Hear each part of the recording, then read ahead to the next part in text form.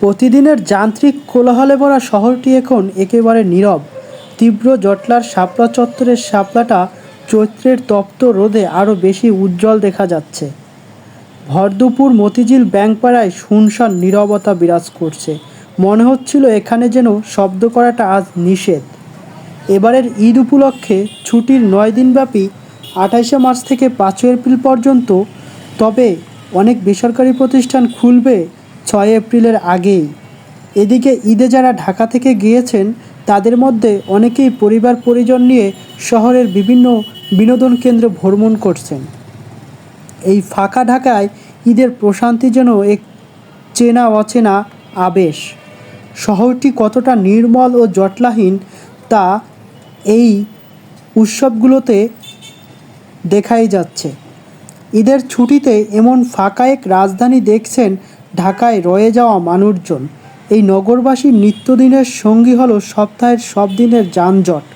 কিন্তু ঈদের ছুটিতে ঢাকার সড়কগুলোতে যানজটহীন দুরন্ত গতির শহর। এই শহরে এখন দাপিয়ে বেড়াচ্ছে যে কোনো ধরনেরই যান।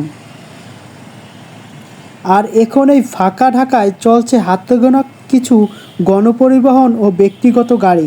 তবে ব্যাটারি ও প্যাডেল চালিত রিক্সা, অটোরিক্সা, মোটরসাইকেলের উপস্থিতি ছিল চোখে পড়ার মতো। ফাঁকা ঢাকা কেমন লাগছে এবং পরিবার পরিজন নিয়ে কিভাবে উপভোগ করলেন জানাতে পারেন কমেন্টে।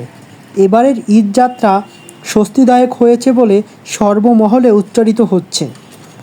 বিশেষ করে অন্তর্বর্তী সরকারের উপদেষ্টাগণ বা নীতি নির্ধারক যারা ছিলেন তারা এবারের ঈদযাত্রার স্বস্তিদায়ক হওয়ায় সর্বমহল থেকেই বাহবা পাচ্ছেন। আপনাদের কি মনে হচ্ছে এবারের ঈদযাত্রা আপনার কাছে স্বাচ্ছন্দ্যদায়ক হয়েছে? এছাড়াও এবারের ঈদযাত্রায় ফাঁকা রাজধানীতে নিরাপত্তা দিয়েছেন কঠোরভাবে। নিরাপত্তা বাহিনীর ভিতরে পুলিশ, সেনাবাহিনী, র্যাব ও যৌথ বাহিনীর টহল ছিল এবারের ঈদযাত্রায়। তো আপনার ঈদযাত্রা সার্বিক পরিস্থিতি কেমন ছিল জানাতে পারেন কমেন্টে। ধন্যবাদ।